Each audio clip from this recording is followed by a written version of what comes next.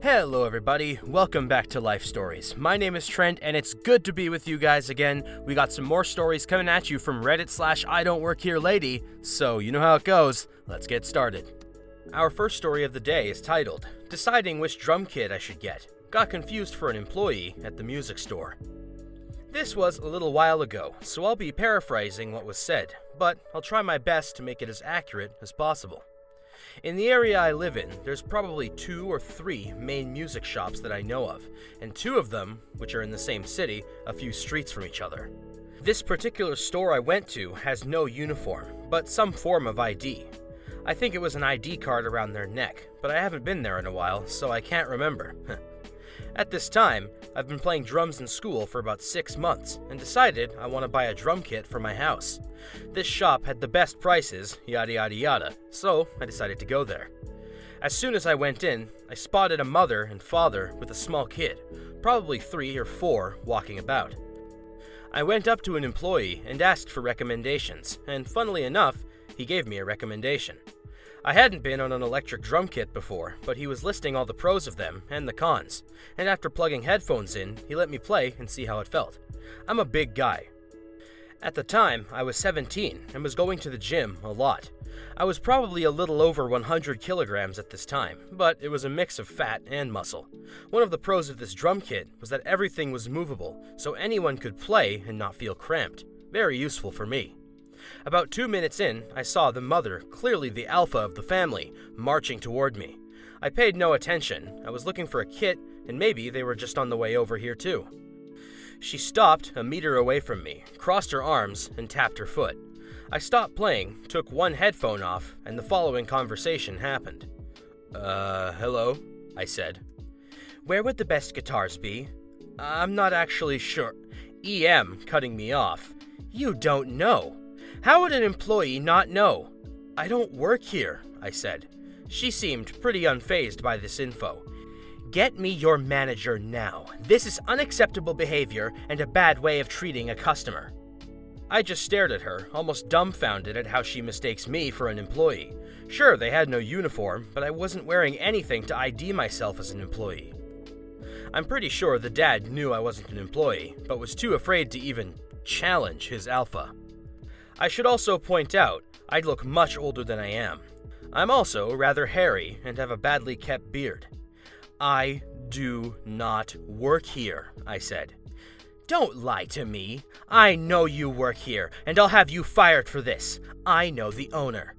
I clearly displayed on my face my amusement. I started smiling, trying to control my laughter. Big mistake.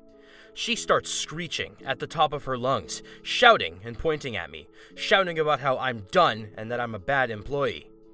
Actual employees came to calm the situation down a bit. I just sat back down and kept playing, and she kept shouting that I should be fired. She was eventually calmed down and taken to a separate part of the store. Now, I thought this is where it ends, that I had a funny story to tell my friends and a memory to laugh at. But no. I decided not to get this version of the drum kit, but get a more advanced, upgraded version, which they didn't have in stock. The other store, a few streets away, did. So, I quickly walked there, asked for assistance, and the same general process as before happened. I sat down, and as I was putting the headphones on, she walks in, demanding to see the guitar section. And, to my luck, it was right beside me. I played as normal, testing out the features and feeling the way it plays. The dad lifts a guitar, despite it saying to ask for an employee to help, and hands it to the son, who instantly drops it. In my attempt not to laugh, I fake coughed and looked away, but she had heard. She turns on her heel, and... Do you know how rude... Why are you here? I don't work here either. I did as any normal, sane person would do, assume it's a coincidence, and move on. She, following the path of being senile, assumed I was obviously following her and harassing her. You followed us here. I was here first, I said. This clearly didn't matter, as she called for security. 2 guys smaller than me came over and asked if there was a problem. And before I could open my mouth, she said, Yes, he is stalking and harassing my family and threatened to assault me. She smirked and smugly looked at me. At this point, I realized it could get serious. I stood up and said, Check the security footage. I came in here first and I didn't even talk to her. She approached me. The two guys, knowing I came in first, said to her it'll be investigated. She was having none of this, and as expected, screaming and shouting and flailing ensued. I turned to one of the guys and explained what had happened at the other store, and he brought me away and sorted me out with the drum kit. In short, screw that lady. Accusing a large-built teen of threatening to assault could have went completely south and got me in serious trouble, but thankfully, nothing came from it.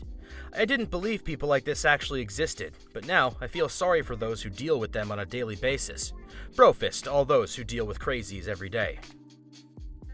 You know what? OP is correct, especially in these times where essential service workers are dealing with the worst of people. Mad respect goes out to all of them, seriously. And moving along, our next story is hopefully a bit more lighthearted, and is titled, "She Asked Me a Question About Pickles." To be fair, there's no way she could actually think that I worked there.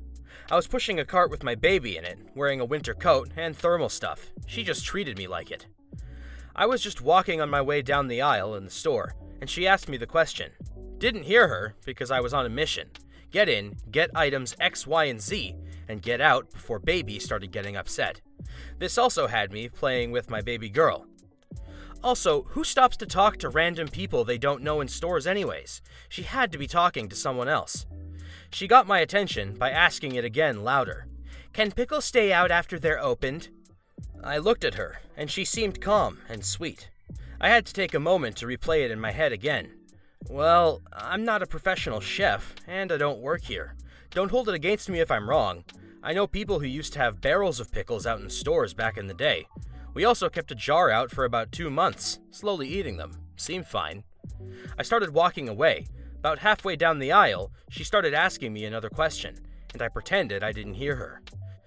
You know, new mom brain, and being kinda distracted. I'm not the best person to ask anyways. Ask someone who works here, or the internet lady. I could have just pranked you for all you know. I look like a teenager. Been asked for verification from my coworkers a few times, that I wasn't in high school. I definitely could have been the one pranking her. Don't take a stranger's word as gold. This has always kinda annoyed me, and I didn't know where to talk about it. I still don't understand her thought process in asking me, who looks like a teen mom, who are not exactly well looked upon in our society. Why, lady? Why trust me? There's nothing pointing to my knowledge or character. I mean, hey, as confused as you are, sometimes you just gotta know things about pickles. Moving on to more store shenanigans, we have a story titled, "The Drug Shop Hypocrite." Author's note, I'm considered an essential employee during the COVID-19 pandemic, and I'm currently still reporting to work as usual. On my lunch break today, I decided to drive up to the SVC drugstore, not the real name, as I'm not sure if the real shop names are allowed here, to pick up an afternoon snack and some cotton swabs, as I'd remembered we'd run out at home. I was crouched in the aisle, searching for popcorners, since they're my current favorite snack and I find them utterly irresistible. For some reason, miscellaneous flavors were hung up on the same hook, so I had to sort through the ones to find the ones I wanted. "Excuse me, where are the dental sticks?" a woman says. Probably next to the floss where they keep the toothpaste and stuff, I'd assume. Thanks. It didn't hit me until then that she mistook me for an employee when she saw me hanging snacks on the shelf hook. I shrugged it off. Not the first time, certainly not the last, and at least she wasn't mean. I made a beeline for the beauty section and grabbed some cotton swabs and scooted over to the register to check out and go back to work.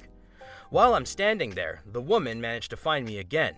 Now, mind you, I'm wearing jeans and a plaid shirt. I don't look like an SVC employee at all. "Do these come in larger bags?" "Probably on Amazon or something. I don't know. I don't work here. I'm sorry." "Well, why are you here? There's a quarantine. You shouldn't be out shopping unless you're getting essentials." "Why are you here?" I say. "Dental sticks are considered essential now?" "I have something stuck in my teeth." "My condolences." At that point, an SVC employee made her way over to the register and summoned me to check out, and I hurried out. Not the most exciting of stories, but the possibly unintentional hypocrisy was worth sharing, I suppose. I mean, let's be real, dentists are shut down right now. May as well go out of your way to get what supplies you need so your teeth don't start falling out. That's the last thing you want. Just assuming that people shouldn't be shopping, though? I don't know about that. People need stuff. And with those several little shorter ones out of the way today, I want to thank you so much for tuning in, ladies and gentlemen. That is all the time we have for life stories today. Don't forget to like, comment, and subscribe to our channel for more content coming your way. I hope you guys are staying safe during these crazy times, and I'll still be here bringing you more narration. So, I hope to see you guys soon.